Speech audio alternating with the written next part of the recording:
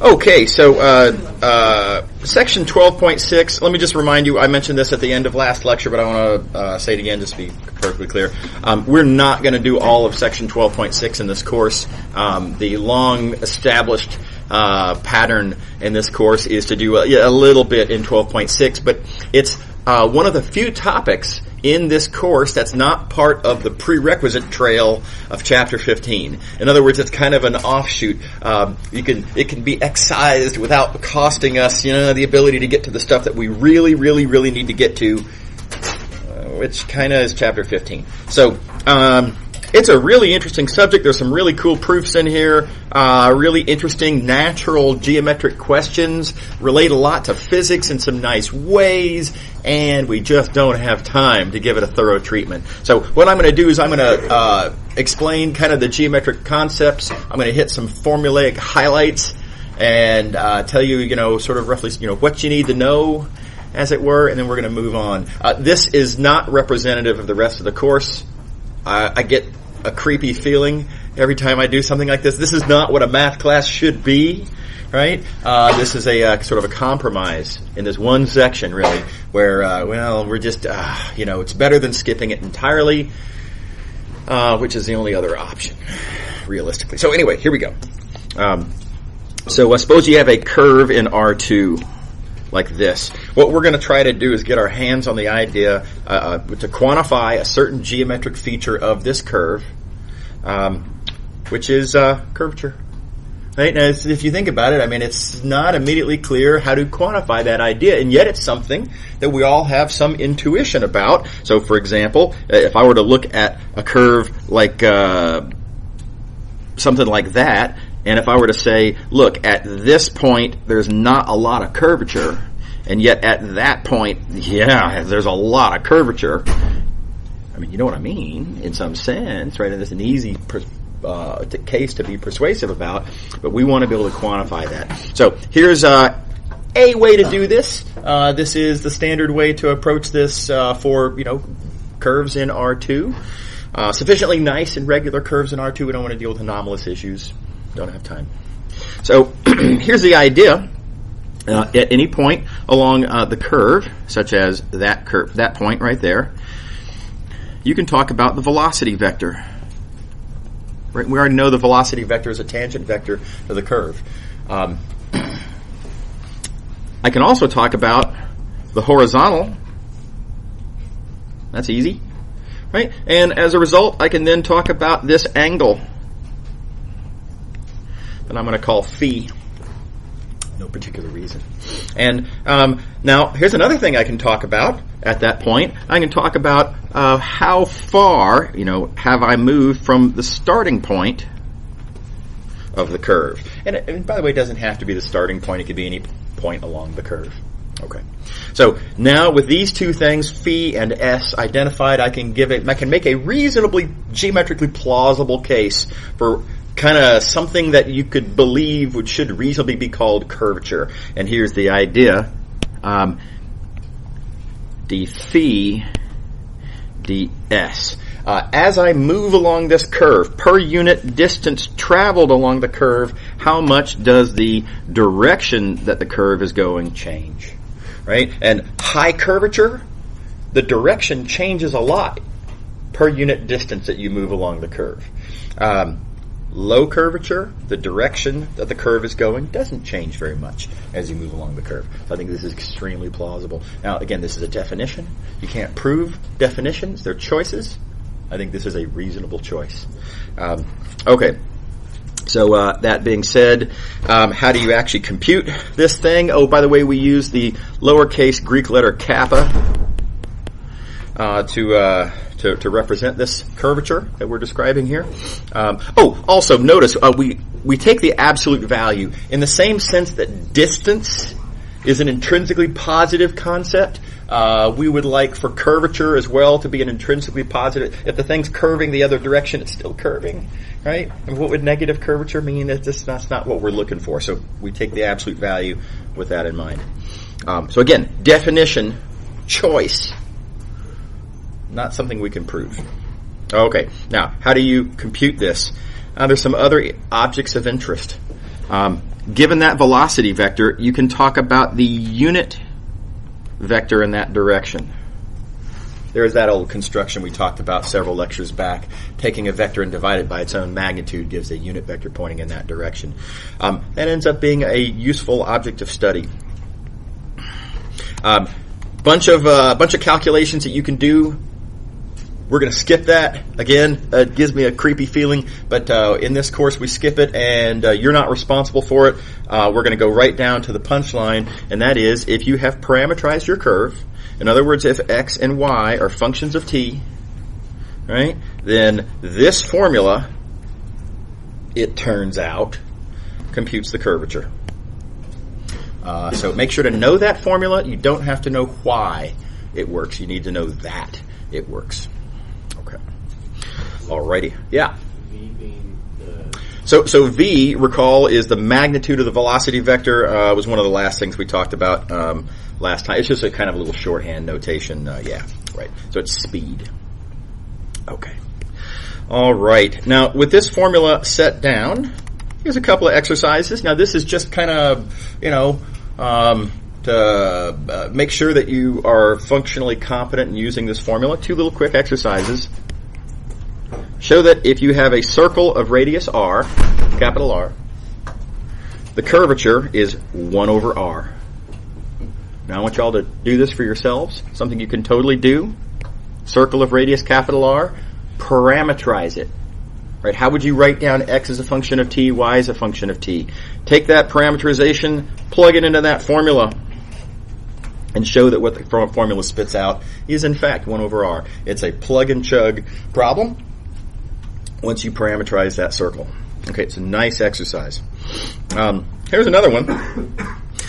Suppose that you're looking at a curve like this one. Here's an old, flashback to Calc 1, where you have a curve that's a graph. So y equals f of x. Again, how we very often think of curves.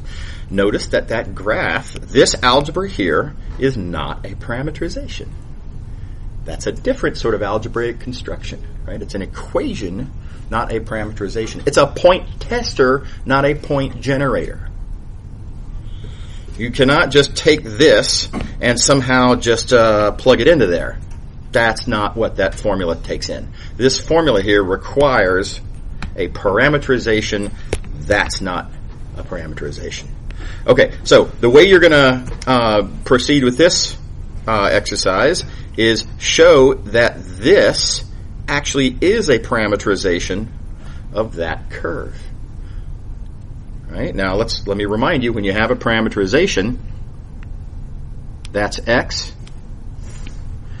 that's y, and I want you to show that if you take this formula for x and stick it in there, and take this formula for y and stick it in there, show that the equation works.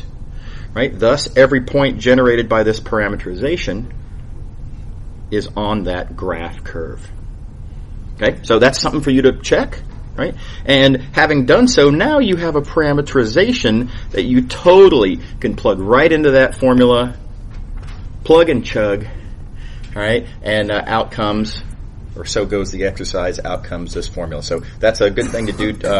Take that, confirm that parameterization works, plug it into that formula, confirm that this is what that simplifies to. Okay. All right.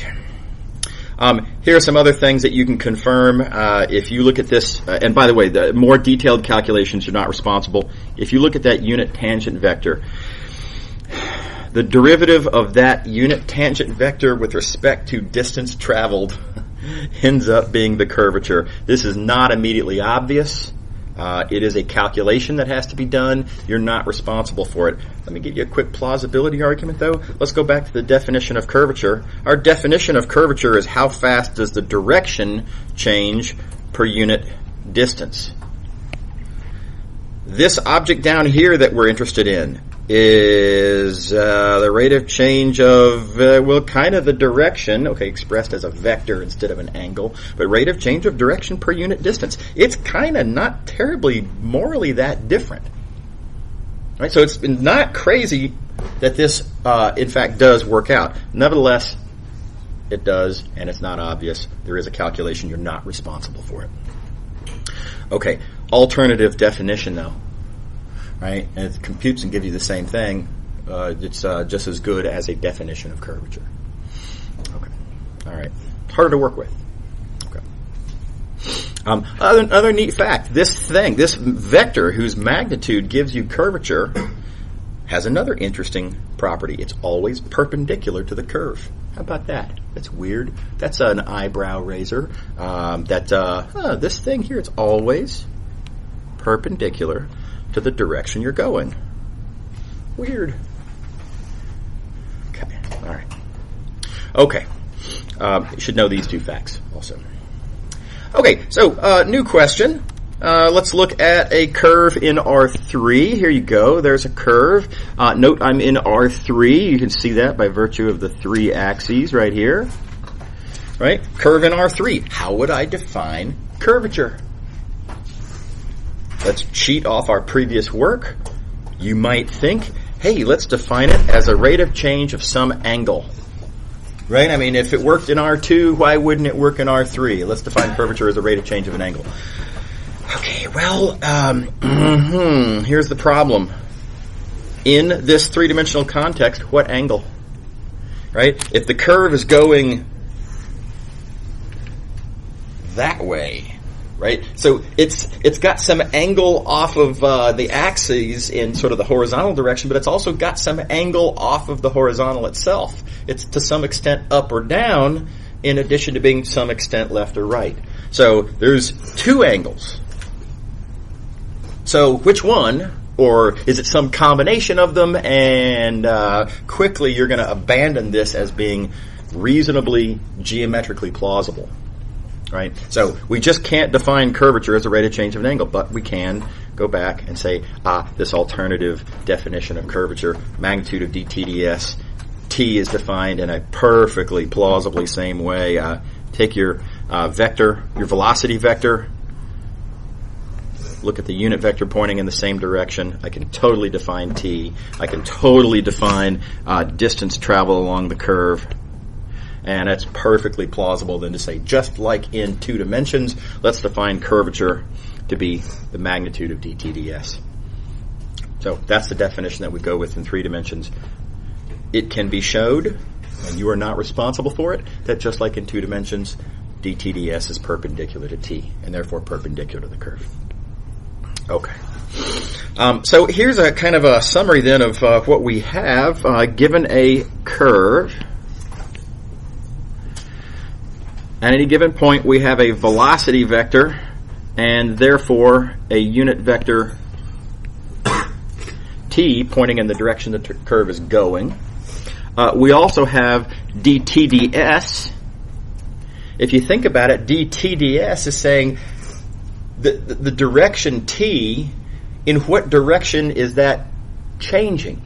Right? So this is telling you how, in the same way that t tells you what direction you're going, dTds tells you what direction you're sort of curving into. Right? So between these 2 vectors, and we very often like to talk about this N vector here, capital N, that's a unit vector pointing in that direction. Between those 2 vectors, we have a what we call the plane of motion at that point.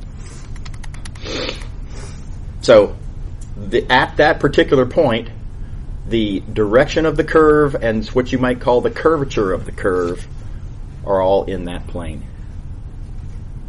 Does that make sense to everybody? And you can imagine that, if you're going a certain direction, let's say you're going straight that way, right?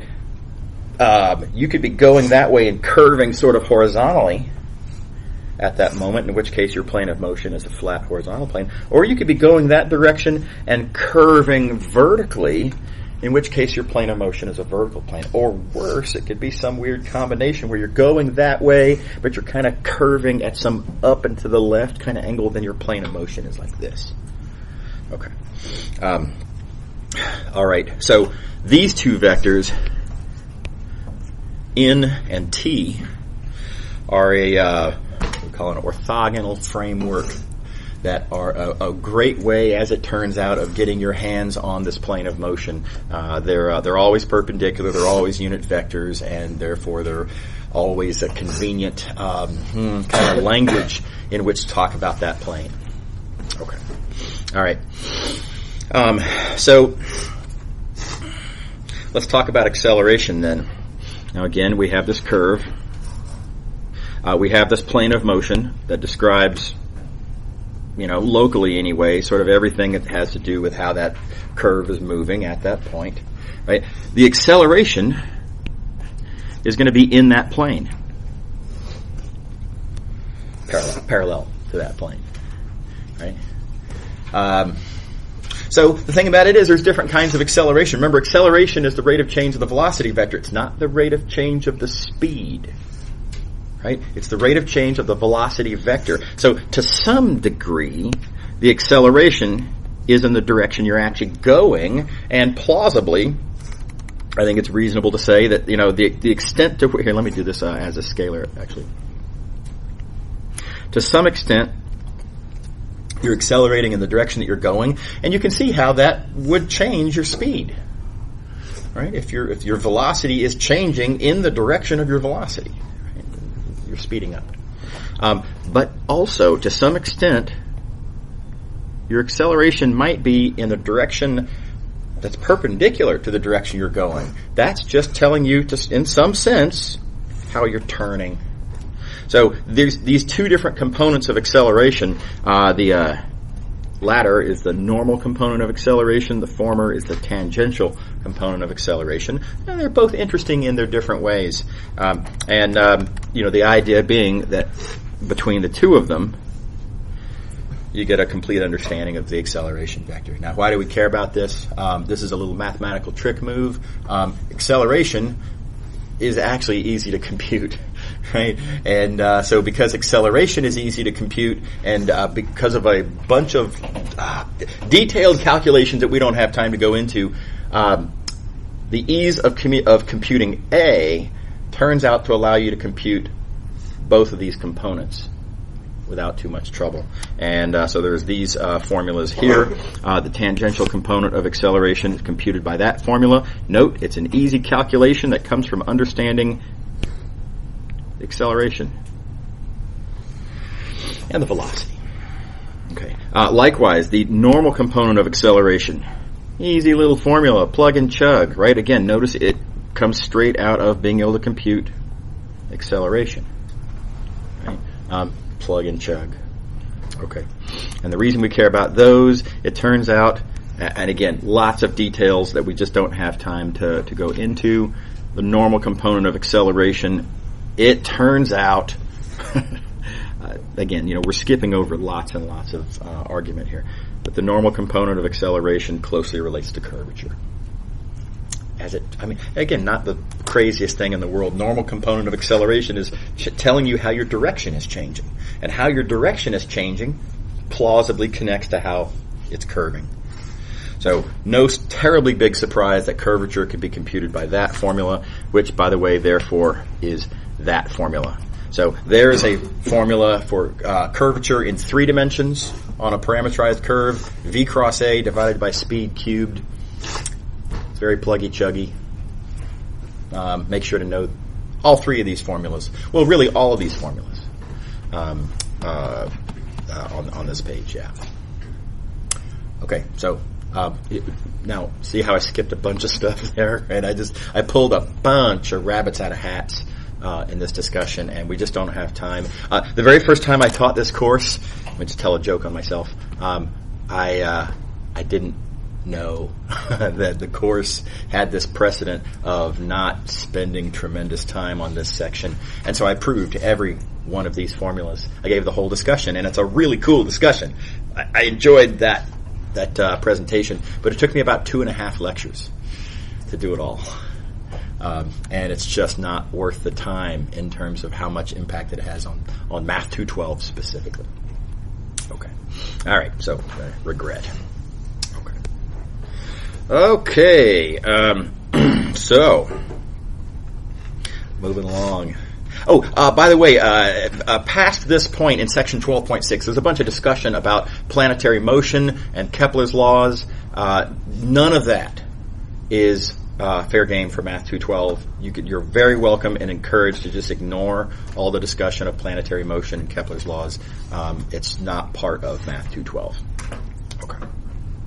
Okay, so we're going to move on to section 12.7 now, surfaces in R3. Reminder, while we have in fact done a little bit of calculus now at this point, right, finally, it's still not a lot of calculus, and we're not going to do any calculus in this section either, but we are almost done with the not calculus portion of the course. If you think about it, multivariable calculus, it's calculus in a multi-dimensional context, and before we do too much calculus in a multi-dimensional context, we want to lay multi-dimensional groundwork, right? I want you all to have a better understanding of R3 and what's it like to work in R3 and what are the relevant objects in R3 or objects, tools, relationships. So we're still laying groundwork, and we'll be getting to the calculus really soon. Next section, really. Okay. All right, so how do you describe a surface in R3? Well, in fact, if you write down an equation of three variables, that is usually a surface. Now, we've actually seen some examples of this already. An easy example is when we wrote down the equation of a plane, right? We wrote down, ax plus by plus cz minus d equals 0, right? And you can see right here, right here, we have a function of x and y and z, right, equal to 0. And so in the same way that this is a surface, well, it's a plane, so of course it's a surface, right? Generally, if you change away from this, what you might call linear function, and toward a more general function, then you, instead of getting a flat surface, you get just more generally some unknown, yet to be determined kind of surface. Okay. All right, so the question we want to face now is, all right, if I have some equation, I don't know what kind of surface that is, right? Is it a plane? Is it a sphere? Is it a bumpy wiggly? Can I draw a picture of it? What does it look like? Right. Okay. All right. So, tough question. Let me remind you of kind of the one dimension down version of that question. If you have a function of just x and y,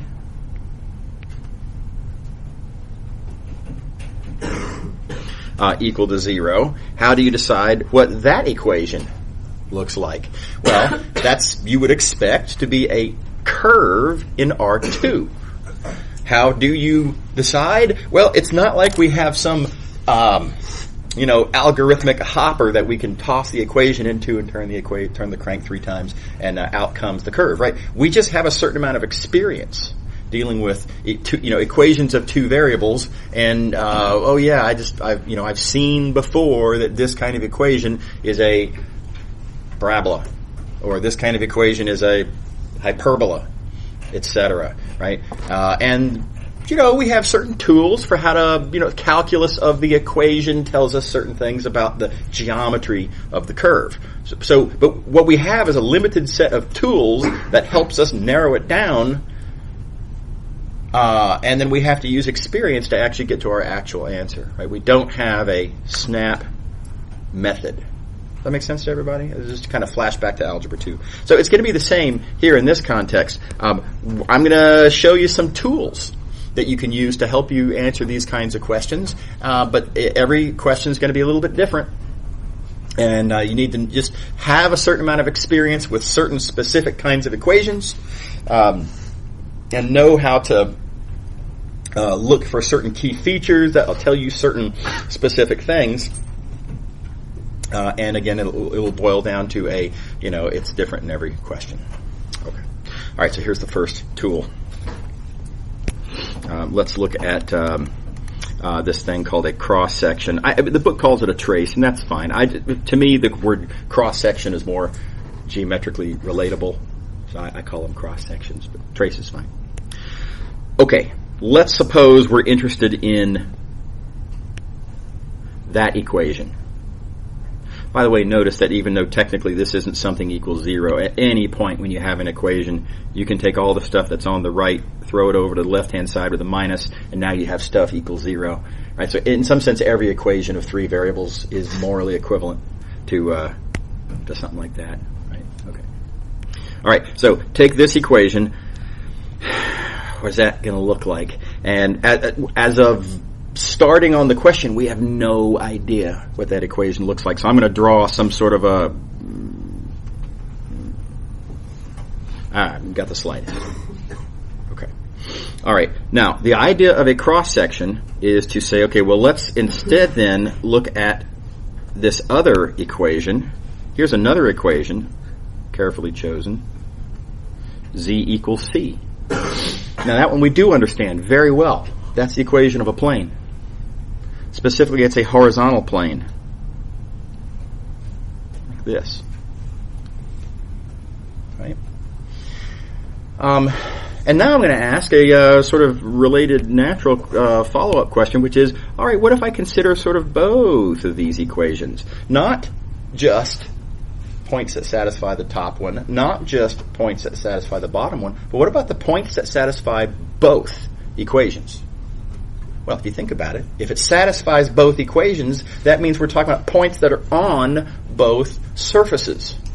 And if a point is on both of the surfaces, that means the point is on the intersection of the two surfaces. Something like that. You know, where this unknown blue surface intersects this well-understood green surface. Okay, now, algebraic argument, if z is equal to x squared plus y squared, then if z is also equal to c, well, that means that x squared plus y squared has to equal to c, which means I know that, and I do understand that algebra, right? X squared plus y squared equals c. Flashbacks to middle school or high school. I don't know when that is. Is that early high school, I guess? Algebra 2? Do they still call it Algebra 2? Okay, so that's the equation of a circle. No problem. And thus you'll notice I did draw this as a circle. Okay, so here's what we've concluded here. I still don't know what that top surface, the blue surface, I still don't know what that looks like. But I do know that if you take a horizontal cross-section, that slice cross-section is going to be a circle. Like that. Everybody clear on that? All right. Assuming C is positive now, I mean, obviously if C is negative, then you have x squared plus y squared as a negative number. That's impossible. There's no solutions. So, all right, so just for positive values of C. You could also, at this point, kind of, reason further and say, well, where I take this cross-section, how high, you might say, that cross-section is, namely what that value of C is. Knowing that value of C gives me information about the radius of that circle. The bigger C is, the bigger the radius. Therefore, the higher my slice, the wider that cross-section circle is. So our surface, we know a lot of information about this surface now.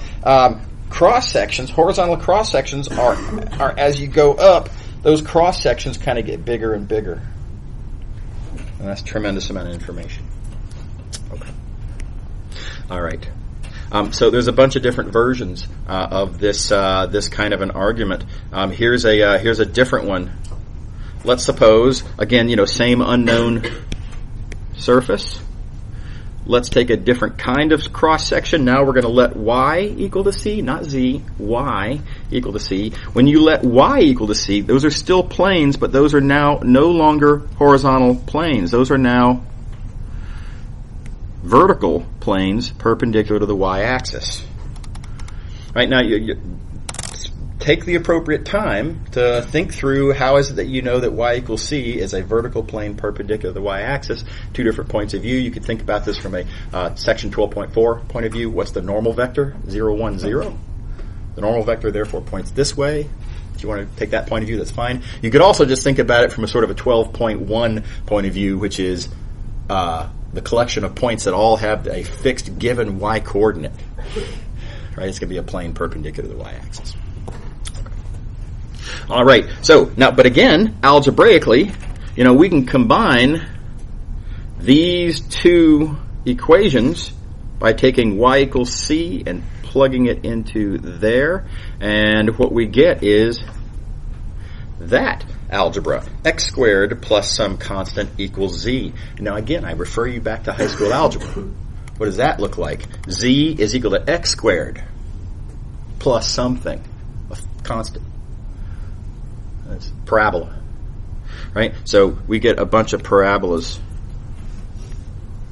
sitting inside of these vertical planes perpendicular to the y-axis. That makes sense to everybody? Okay. Now, what do I know about these parabolas? I just drew these parabolas. Now, how do I know that those parabolas look like that? Well, for one thing, they are pointing in the z direction, because z is the thing that's equal to a square of something else. Right? Furthermore, they are all shifted up by different amounts, the amount of the shift being what is, computable from, what is this fixed value of y? When you're looking in a given y slice, whatever that y value is, that's the c, and the square of that says how much is this parabola shifted up. So when c is large, negative or positive, those cross-section parabolas are going to be shifted up accordingly by c squared. Anybody see what's going on here? So the power of this idea comes from sort of maneuvering back and forth between algebra and geometry. We start with a geometric question about what does a surface look like. We scratch some algebra. That's, not hard to do because we're just setting variables equal to constants. Then you think, okay, the algebra of setting a variable equal to a constant corresponds geometrically to the idea of a slice. Right? And then you use what you know about the algebra to draw geometric conclusions within those slices, and then you think about what those geometric slices tell me about the overall surface that I was interested in. So it's very important to be able to think back and forth between the equations that are the algebraic description of what I'm looking at versus the picture that are the geometry I'm interested in. That's one of the big ideas here. Is everybody on board? Okay. Yeah. I have a question about the z argument. Yep. So, is it just assuming that x is a function of that plane? Figure out how high you're going. Well, so what we're looking at in this purple equation here is we got z equals x squared plus c. So there, z is a function of x. Yeah. Right. You see what I'm saying? So within a given green plane, and let's just focus our attention just on this one green plane here. For a given value of y, z is a function of x, right? And so you draw the graph accordingly, or you draw the picture curve there accordingly. Does that make sense? I'm not sure if I answered your question. I was more just wondering, how do you obviously the z determines that distance. Yep. So how do you equate what value of x do you use for each of those planes? Yeah. So I mean, for any different value of x, right? There's going to be a corresponding value of z, right? And plug in different x's, you get different z's, and you plot accordingly. Yeah. The c thing. Yeah. So the c tells you which plane you're in. You momentarily fix a choice of c, aka y, right? You fix that. Decide what plane you're looking at, and with that fixed, treat it like a constant, and then now you got a sort of a what you might call a single variable question of how z depends on x. Yeah. Yeah, sure. Good question. Yeah. Okay. All right. So here's a tool for your toolbox then. Right? You have some question, some algebraic question.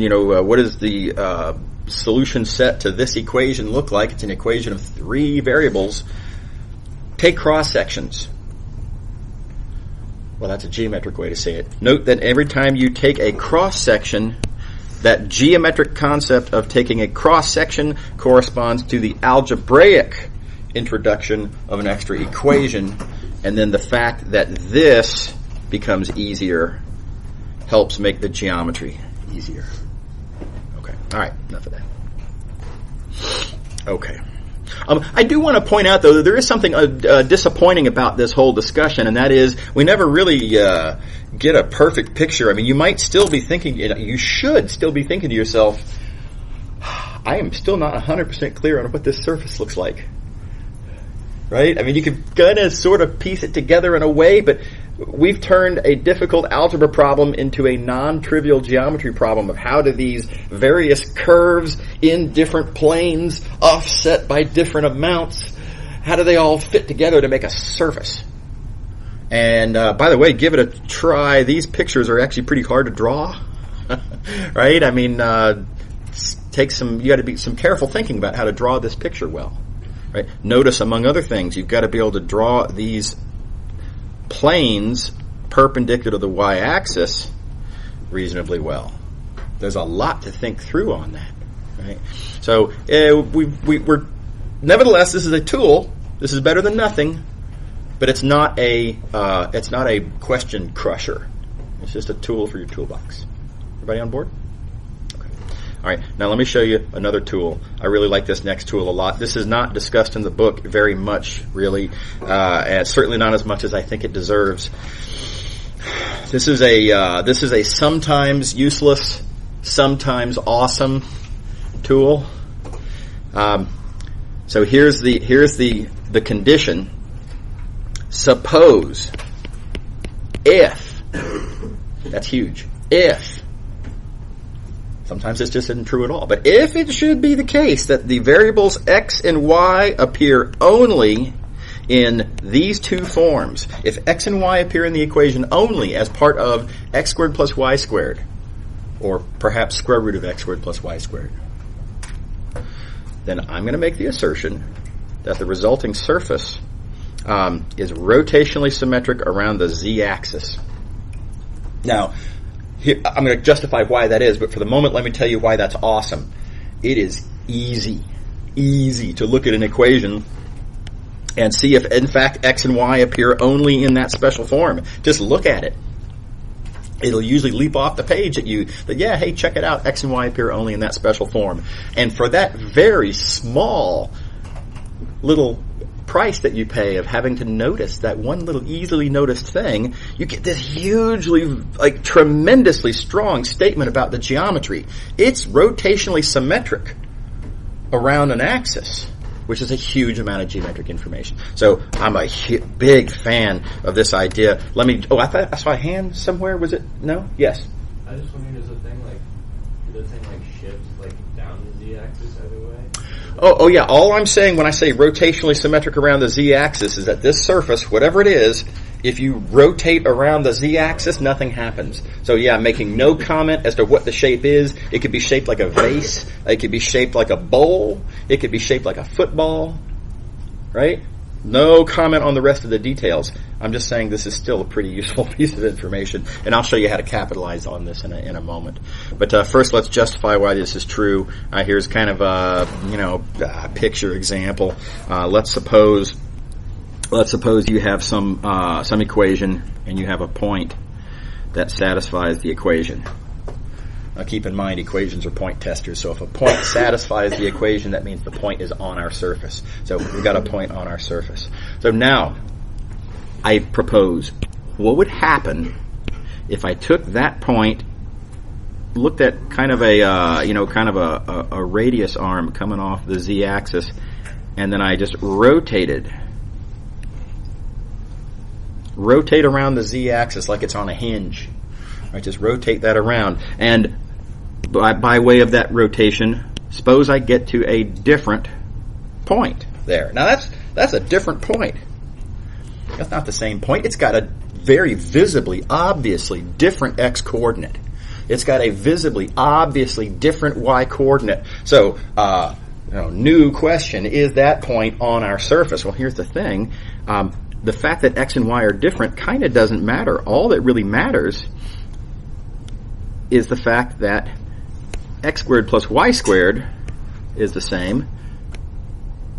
Square root of x squared plus y squared is the same. Those expressions immediately relate just to the distance to the z-axis. When you rotate around the z-axis, that distance not changing at all.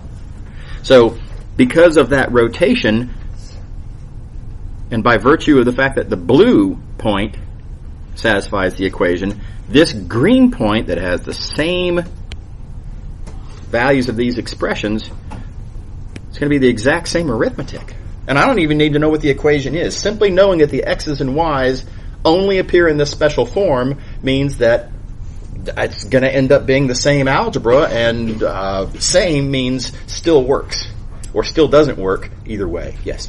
So it can only rotate as a circle, right? Yeah, so this is, specific choice that I'm making, that I'm taking this blue point, I'm pretending that there's a horizontal hinge going over to the z-axis, and then I'm just rotating around the z-axis, because I need that premise to be able to draw this conclusion. Yeah. Okay, so punchline, when this happens, simply by knowing this algebraic feature, I can conclude that the surface is rotationally symmetric around the z-axis. All right. Now let me show you how you can capitalize on this big time. Now let's go back to our original. This is the same equation that we were looking at a few minutes ago on the other page, and we took cross sections. Various cross sections perpendicular to z, various cross sections perpendicular to y-axis, and we got this geometry puzzle of how do these various curves kind of glue together, and it's kind of geometrically a little hard, right? I mean, you kind of get a vague idea, but it's not a we have not hammered the question. Really, right? Now watch this. Let's look at one innocent little cross section here. Let's look at the cross section where x is equal to 0. If x is equal to 0, I just get z is equal to y squared. That's easy. That's a parabola. No problem. Ultra easy high school algebra. And then I make this, again, easy observation. Hey, check it out. X and Y appear only in the special form. And therefore, this surface, whatever it is rotationally symmetric around the z-axis. If you've got a rotationally symmetric surface, and you have a cross-section curve in one of the corresponding planes, just take that curve, rotate that curve around the z-axis. Right? And you know everything that you need to know now about this surface. This surface is what you get when you take that green curve and rotate it around the z-axis. And so, easy argument, you get a bowl. Done. Right? I feel like we have absolutely hammer crushed that question at this point. Right? Everybody see how easy that was, among other things? I mean, artistically even, right? That wasn't even that hard to draw. This is a really powerful tool. Okay. All right. Now, I have to emphasize, I mean, this is a tremendous if right here. This only works if x and y appear strictly only in these two exact forms. Right? I need those exact forms because I need to be able to make an argument about how the distance is the only thing that matters. Right? The fact of that being the only thing that matters in the equations is essential. Right? But when that does happen, 2 seconds, when that does happen, the argument is extremely easy and extremely powerful. Yeah. Oh, so it's like either the x squared plus y squared or the square root of the 2? Yeah, I mean, really all I have to do is say involves x's and y's only in this form, because really this is the same. This is a different version of like whole square. Yeah, so if you have the cube root of x squared plus y squared, that's cool, right? Or if you have x squared plus y squared, quantity squared. Mm-hmm. The point is you just need to be able to rewrite everything in terms of distance from the z-axis. So yeah, totally. Okay, let me show you some more examples. Here's what we just argued, right? You see this equation. You observe x and y appear only as part of the special form. Therefore, it's rotationally symmetric. Therefore, I can look in a single cross-section and make a rotation argument and draw our conclusion. Right? Here's a kind of related example. Now, this one's a little different. I'm gonna leave some details for you guys to kind of think through on your own. I think this is highly plausible, but a great exercise. You should think this through on your own. This does not satisfy our rule. X and Y do not appear as part of our special form. But there's a kind of an analogous thing going on with Y and Z. You could think through for yourself that given a point on this surface, if I were to draw a sort of a hinge over here to the x-axis, and if I were to rotate around the x-axis, then this distance is the only thing that matters, and that distance is square root of y squared plus z squared. So you can go through and think through an analogous argument, and I claim it's true as a punchline, that if y and z appear only as part of this special form, then the resulting surface is rotationally symmetric around the x-axis. So let me now again, I'm not going to write down the details of that, but I want you all to think it through on your own. When y and z appear in the special form, you have a rotational symmetry around the x-axis. So with that in mind, again, details for you guys. Let's think about a single cross-section. By the way, take your choice. You can think about any cross-section you want. I'm going to just arbitrarily think about the cross-section here where z is equal to 0. All right, let's write this down. This is z equals 0. If you take z equals 0, pop that into there, you get x equals y squared.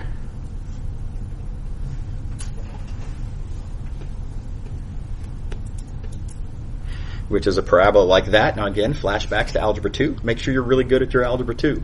If you're a little rusty on your Algebra 2, and which way does the parabola point, and is it this, is it positive or negative, and oh my gosh, hyperbolas. Which way does the hyperbola go? You got to make sure that you're strong on that. And that's going to come up a lot, right? So spend some time as necessary. But now that I see that this has got a cross-section there in the xy plane, that's a parabola, and I know it's rotationally symmetric around the x-axis, well, then it's easy to draw this conclusion that this is a kind of a sideways bowl like I've drawn here. Did I see a tentative hand somewhere? No? Everybody good? Okay. All right. Okay. I've left a bunch of details in that argument for y'all to fill in. Make sure to take the time and fill those in. Here's some more variations. What about y equals x squared plus z squared? Well, here's a new case. You might be able to speculate that if x and z appear only as part of the special form, then this is going to be rotationally symmetric around the y-axis. Think through the details. Draw pictures as necessary. Make sure you're comfortable with that. Some observations. This you can rewrite as x equals negative y squared plus z squared. Therefore, even though it kind of didn't immediately jump out at you, there's y and z appearing only as part of the special form. So sometimes, you might have to kind of take a careful look. Right? Sometimes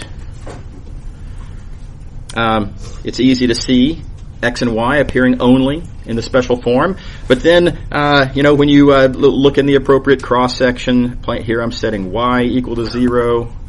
That goes away. Then you've got to think about how does the resulting equation as a hyperbola, how does it go?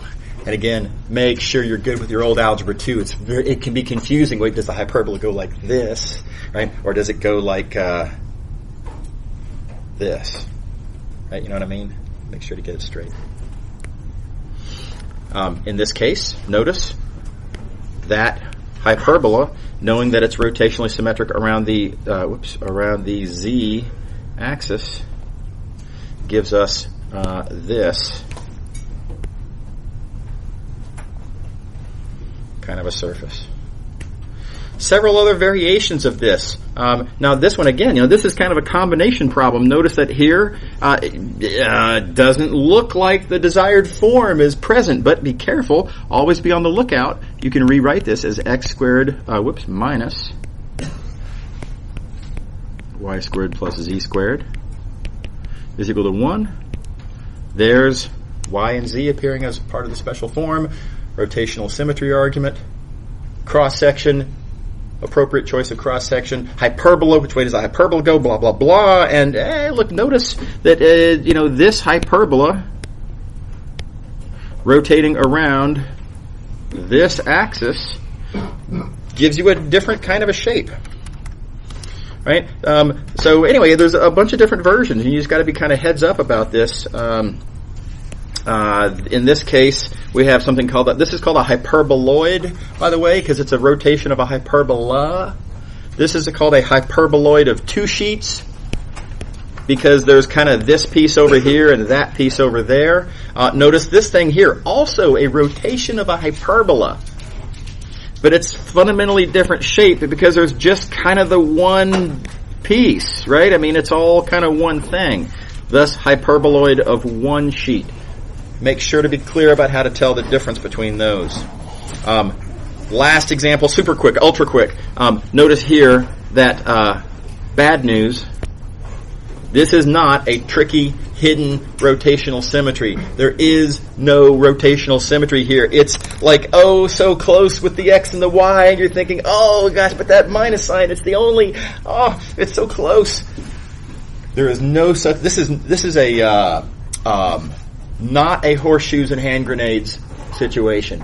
It's the fact that it's close to the proper form means nothing.